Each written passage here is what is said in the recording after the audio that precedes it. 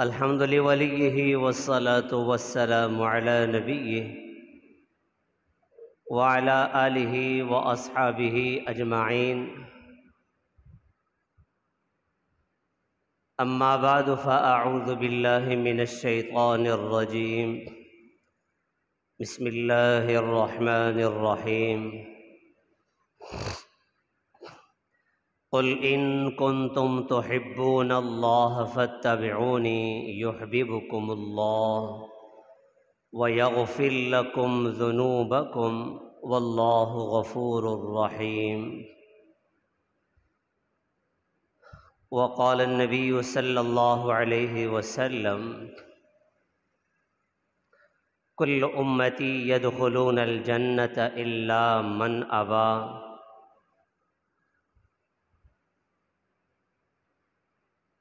قيل ومن أبى؟ قال من أطاعني دخل الجنة ومن عصاني فقد أبى.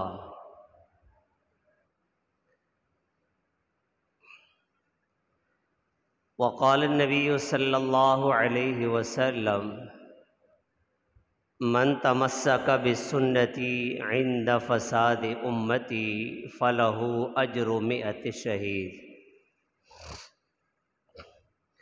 أو كما قال النبي صلى الله عليه وسلم. سبحان ربك رب العزة عما يصفون وسلام على المرسلين والحمد لله رب العالمين. يا رب صل وسلم دائما أبدا على حبيبك خير الخلق كلهم. هو الحبيب الذي ترجى شفاعته لكل هول من الأهوال مقتحم. میرے واجب الاحترام قابل صد احترام عزیز بھائیوں، دوستوں اور میرے بزرگوں، اللہ جل شانہ تک پہنچنے کے لیے حضور پاک صلی اللہ علیہ وسلم وسیلہ اور ذریعہ ہے۔ اللہ جل شانہ کا تعارف میرے اور آپ کے پیغمبر حضرت محمد مصطفیٰ صلی اللہ علیہ وسلم نے کرایا ہے۔ ہمیں اللہ تک پہنچنے کے لیے حضور پاک صلی اللہ علیہ وسلم کی سنتوں کو اپنانا ہوگا۔ اللہ کے محبوب صلی اللہ علیہ وسلم کی ہر سنت محبوبیت کی دلیل ہے۔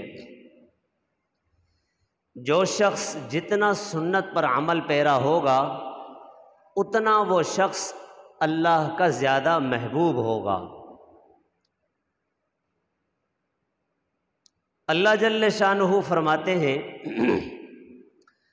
قل ان کنتم تحبون اللہ فاتبعونی یحببکم اللہ ویغفر لکم ذنوبکم واللہ غفور الرحیم۔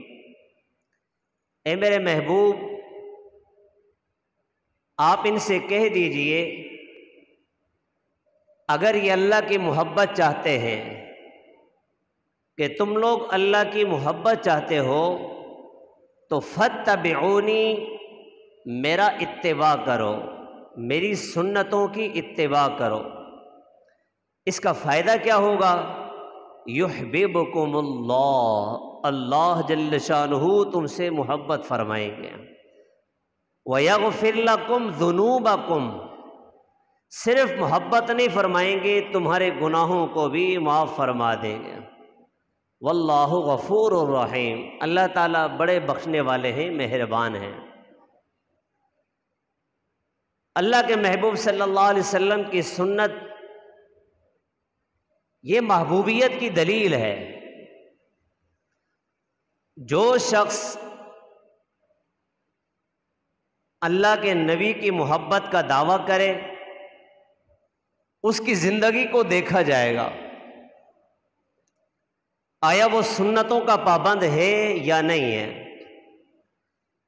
اگر وہ سنتوں کا اتباع کرنے والا ہے تو وہ شخص حقیقت میں حضور سے محبت کرنے والا ہے۔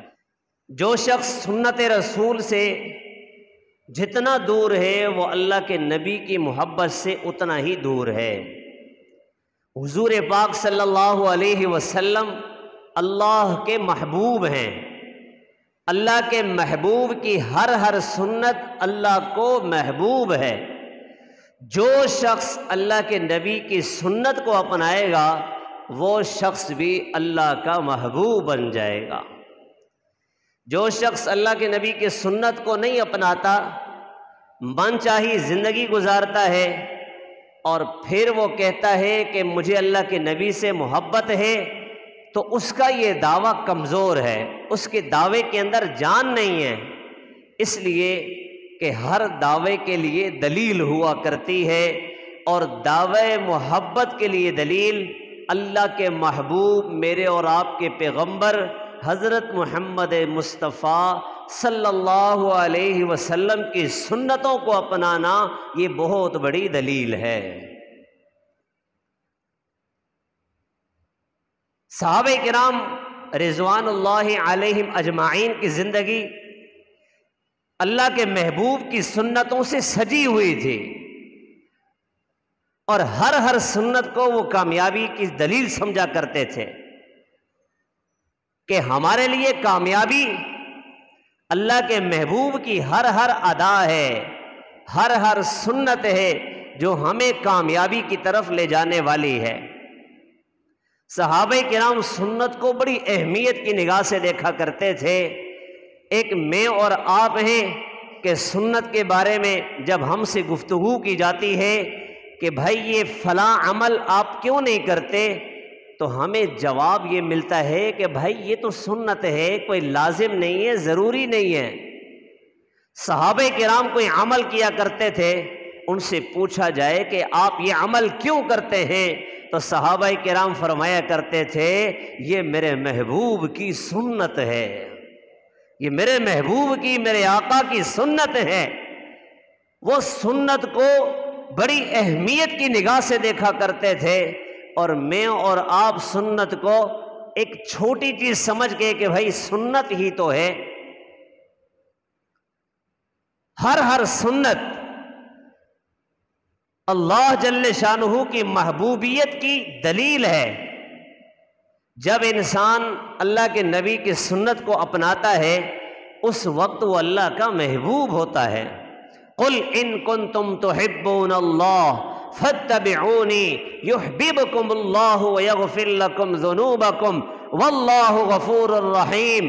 اے میرے محبوب آپ ان سے کہہ دیں اگر تم اللہ کی محبت چاہتے ہو تو اس کے لیے تمہیں فاتبعونی، آپ ان کو اپنے بارے میں بتائیے کہ یہ میری اتباع کریں، میری سنتوں کو اپنائیں، میرے طریقوں کو اپنائیں، میرا اٹھنا کیسا ہے وہ سیکھیں اور اس کے مطابق زندگی ڈھالیں کہ میرے محبوب یوں کھڑے ہوا کرتے تھے، میں بیٹھتا کیسے ہوں، میرے بیٹھنے کو اپنی زندگی کا معمول بنائیں، اور میں چلتا کیسا ہوں، میرے نبی کا چلنا یہ ہمیں پسند ہو، میرے نبی کا چہرہ ہمیں پسند ہو، ہمارے نبی کا لباس ہمیں پسند ہو، ہمارے نبی کا اوڑھنا اور بچھانا ہمیں پسند ہو، ہمارے نبی کا چلنا یہ ہمیں پسند ہو، ہمارے نبی کی معاشرت یہ ہمیں پسند ہو، ہمارے نبی کے تعلقات ہمیں پسند ہوں۔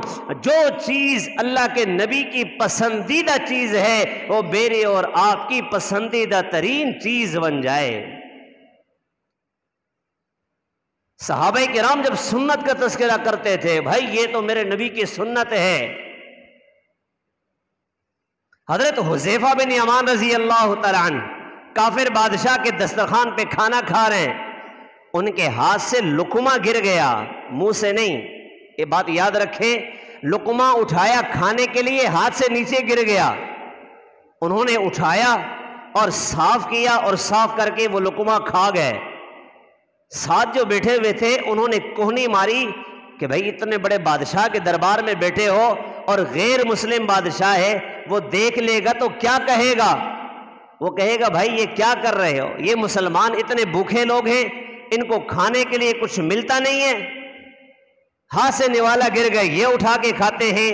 حضرت حذیفہ بن یمان قربان جائیں صحابہ کے، قربان جائیں صحابہ کے، قربان جائیں صحابہ کے، کتنی محبت، کتنا محبت بھرا جملہ فرمانے لگے، اَأَتْرُكُ سُنَّةَ حَبِيبِي لِهَٰؤُلَاءِ الْحُمَقَاءِ، کیا میں اپنے محبوب کی سنت کو ان بے وقوفوں کی وجہ سے چھوڑ دوں؟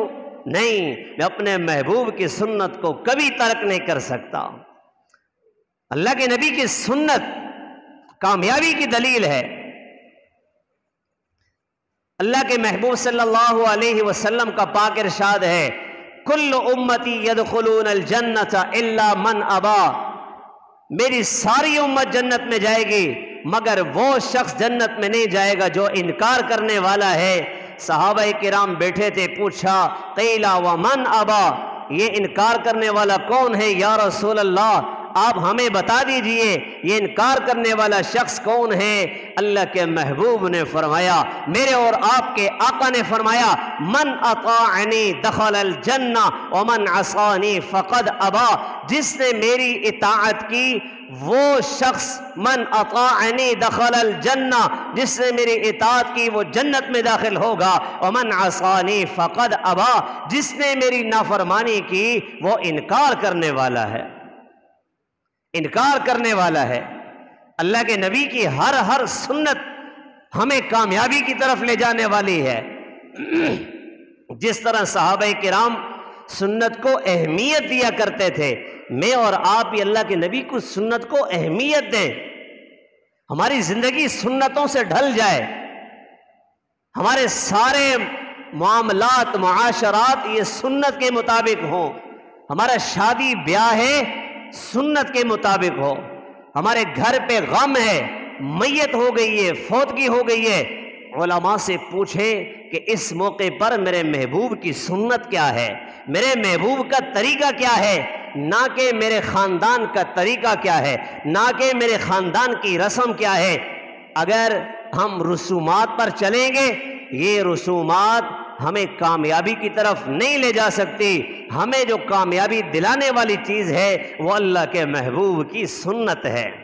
اللہ کے محبوب کی ہر سنت، ایک بہت بڑے عالم دین فرمانے لگے، جب ہم سنت پر عمل کر رہے ہوتے ہیں اس وقت ہم اللہ کے محبوب ترین بندے ہوتے ہیں، اس لیے کہ اللہ نے فرمایا قل ان کنتم تحبون اللہ فاتبعونی، آپ ان سے کہہ دیں کہ میری سنت کو اپنائیں، فاتبعونی، تو اس کے لیے کیا کرنا پڑے گا؟ یہ میری اتباع کریں۔ اپنے محبوب آپ اپنے بارے میں ان سے کہیں کہ آپ کی اتباع کریں، آپ کی سنتوں کو اپنائیں، آپ کی زندگی کو اپنائیں، اس کا فائدہ کیا ہوگا؟ یحببکم اللہ، اللہ تعالیٰ تم سے محبت فرمائیں گے، اور جب ہم سنت پر عمل کر رہے ہوتے ہیں اس وقت ہم اللہ کے محبوب بن جاتے ہیں، اس وقت ہم اللہ کے محبوب بن جاتے ہیں۔ جس وقت بھی ہم سنت پہ عمل کر رہے ہیں، بھائی ہم کھانا کھاتے ہیں، پانی ہم پیتے ہیں، شادی بیاہ ہم کرتے ہیں، گھر میں داخل ہوتے ہیں اور اپنی ضروریات پوری کرتے ہیں، ہمیں قضائے حاجت کے لیے واش روم جانا پڑتا ہے، ہمیں وہاں سے نکلنا پڑتا ہے، ہم کھانے کے لیے دسترخوان لگاتے ہیں، ہم کھانا کھاتے ہیں، ہم شادی بیاہ کرتے ہیں، ہمارے ہاں خوشی ہوتی ہے، ہمارے ہاں غمی ہوتی ہے، ہمارے ہاں کاروبار ہے، تجارت ہے، ہر چیز ہے، ہر چیز ہے۔ جب ہر چیز ہے تو ایک اپنے طریقے سے کرنا اور ایک اللہ کے محبوب کے طریقے پہ کرنا۔ اللہ کے محبوب کے طریقے پر کریں گے ہمارا کام بن جائے گا، اگر اللہ کے محبوب کے طریقے سے ہٹ کر کریں گے ظاہری طور پہ ہمارا کام تو بنتا ہوا نظر آئے گا، لیکن ہم اس سے کامیاب کبھی نہیں ہو سکتے، کامیاب نہیں ہو سکتے۔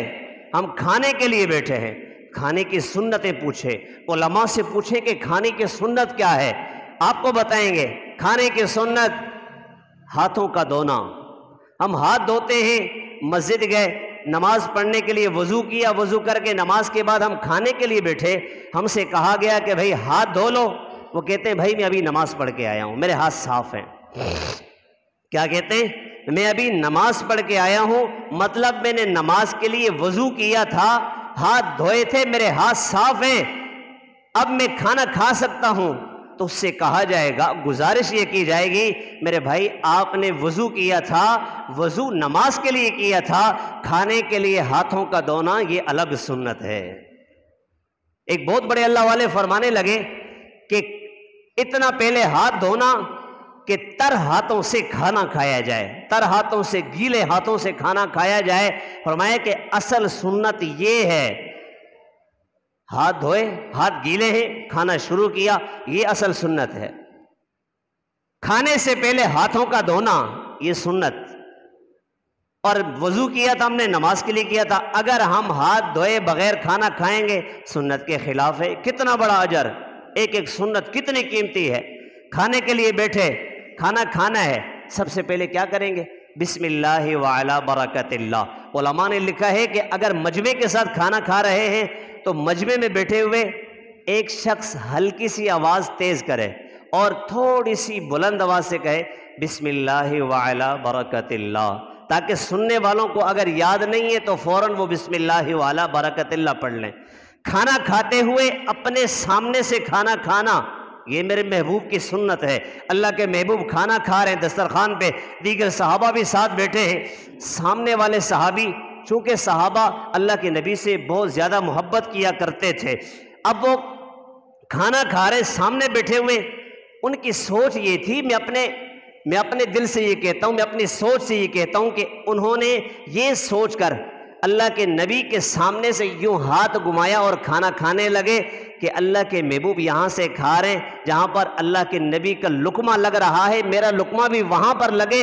انہوں نے محبت کی وجہ سے کیا ہوگا، میرا وجدان یہ کہتا ہے، لیکن اللہ کے نبی نے ان سے فرمایا کل مما یلیک، فرمایا کہ اپنے سامنے سے کھاؤ۔ وہ صحابی اپنے سامنے سے کھانا کھانے لگ گئے۔ تو ہمیں یہاں سے کیا ملا کہ اگر 3 4 5 بندے ایک پلیٹ میں کھانا کھا رہے تو ہمیں کھانا کس جگہ سے کھانا چاہیے؟ اپنے سامنے سے کھانا چاہیے۔ جب کھانے سے فارغ ہوئے، کھجوریں آئی، کھجوروں کا تھال سامنے رکھا، وہ کھانے لگے۔ ایک طرف تر کھجور پڑی ہے، ایک طرف خشک کھجور پڑی ہے، چھوارے پڑے ہوئے، اب وہ اپنے سامنے سے کھا رہے ہیں۔ اللہ کے محبوب نے فرمایا کہ اس وقت مختلف قسم کی کھجوریں ہیں، آپ یہاں سے بھی کھا سکتے ہو، یہاں سے بھی کھا سکتے ہو، یہاں سے بھی کھا سکتے ہو۔ مختلف کھانے ہوں تو پھر ہاتھ گھمایا جا سکتا ہے، میرے محبوب کی سنت ہے۔ اگر ایک کھانا ہے تو اپنے سامنے سے کھائے۔ جب کھانا کھا لیا، کھانے سے فارغ ہوئے، تو پھر ہمیں صحابہ کرام کی قربان جائیں، صحابہ کا نام سن کے دل ٹھنڈا ہو جاتا ہے۔ ہمیں اللہ کے نبی کی ساری زندگی بتائی ہے، حضور کیا کیا کرتے تھے، حضور کا عمل کیا تھا، حضور پاک علیہ السلام کھانا کیسے کھایا کرتے تھے۔ حضور نے کھانا کھا لیا، کھانے سے فارغ ہوئے، اللہ کے نبی سے مختلف دعائیں ملتی ہیں۔ محبوب صلی اللہ علیہ وسلم کی ہر دعا اللہ کو محبوب ہے۔ اللہ کے نبی دعا پڑھتے تھے الحمدللہ الذی اطعمنا وسقانا وجعلنا من المسلمین،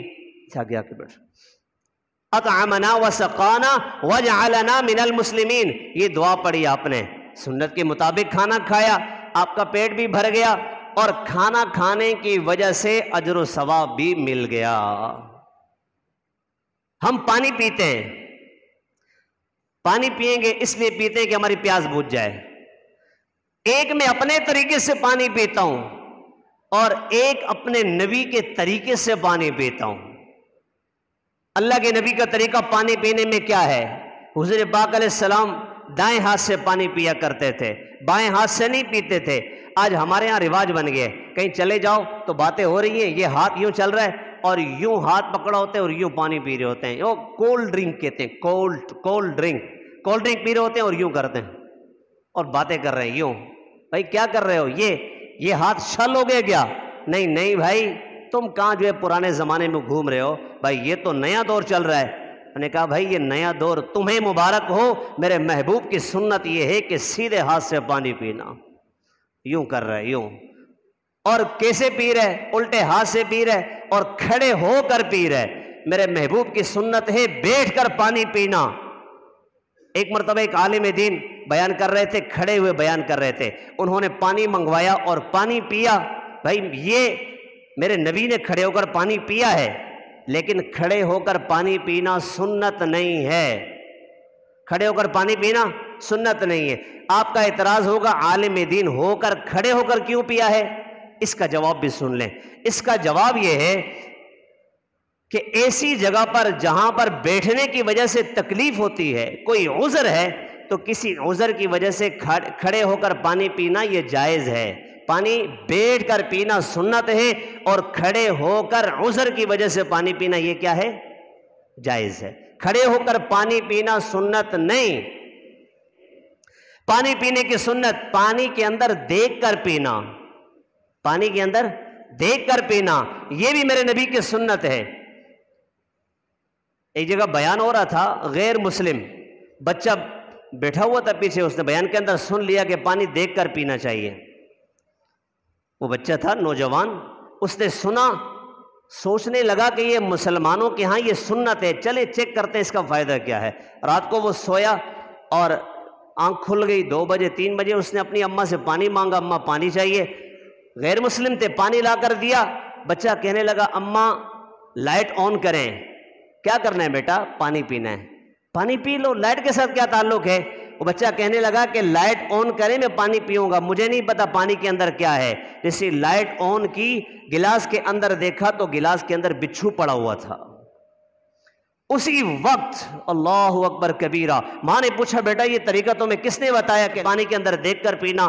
وہ کہنے لگا کہ میں مسلمانوں کے عالم کی بات سن رہا تھا، وہ بیان کر رہے تھے، انہوں نے بیان کے اندر کہا کہ میرے نبی کی سنت ہے پانی کے اندر دیکھ کر پینا۔ اسی وقت انہوں نے کلمہ پڑھا اور کلمہ پڑھ کے مسلمان ہو گئے۔ ہر سنت فائدہ ہی فائدہ، سنتوں کے اندر فائدے ہی فائدے ہیں۔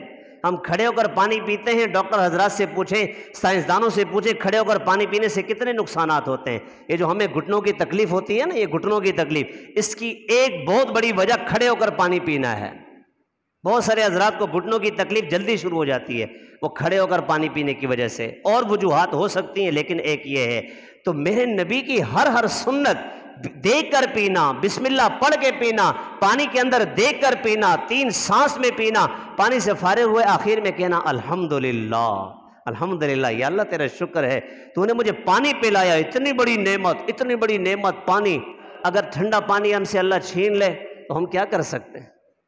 ہر چیز کے اندر سنت کو دیکھیں۔ شادی بیاہ کے اندر ہمارے ہاں کیا ہوتا ہے؟ ہمارے ہاں شادی بیاہ کے اندر، اس پہ میں شروع کروں گا تو بات بہت لمبی ہو جائے گی، اس لیے نہیں شروع کرتا، موضوع شروع ہو جائے گا، بات کا وقت ختم ہو گیا۔ شادی بیاہ کے اندر ہمارے ہاں کیا ہوتا ہے؟ باجے بھی ہوتے ہیں اور مکس میں باجیاں بھی ہوتی ہیں۔ یہ صحیح طریقہ ہے؟ مکس، سارے مرد عورتیں ایک ساتھ ہیں، گانے بھی ہو رہے ہیں، باجے بھی ہو رہے ہیں، سارے معاملات چل رہے ہیں، کیا اس کی اجازت ہے؟ بھی ہماری رسم ہے۔ کیا ہے؟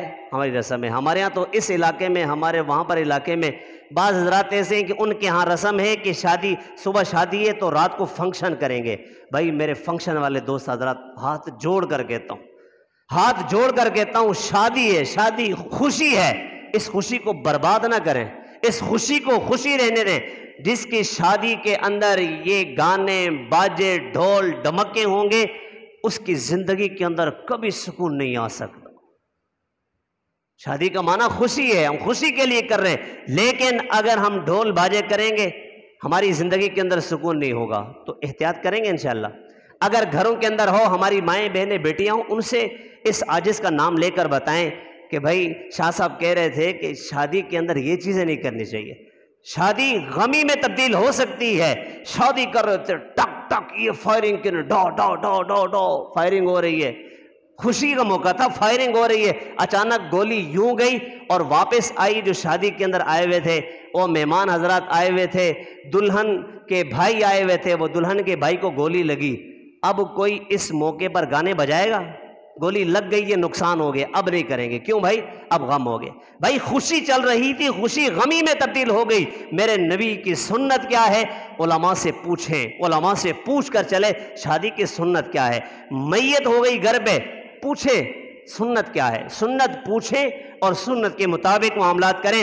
بھئی ہماری رسم یہ ہے، ہمارا رواج یہ ہے، اگر ہم ایسا نہیں کریں گے تو ہمارے خاندان کے لوگ گالیاں دیں گے، برا کہیں گے، اور یہ نہیں کریں گے تو لوگ وہ کہیں گے۔ ارے بابا ان سے نہیں بچ سکتے، لوگوں سے نہیں بچ سکتے۔ کتنے لوگ ہیں ہمارے خاندان کے، ہزاروں لوگ ہیں، ہزاروں کو خوش کرنے کی کوشش کرتے ہیں، کوئی خوش نہیں ہوگا۔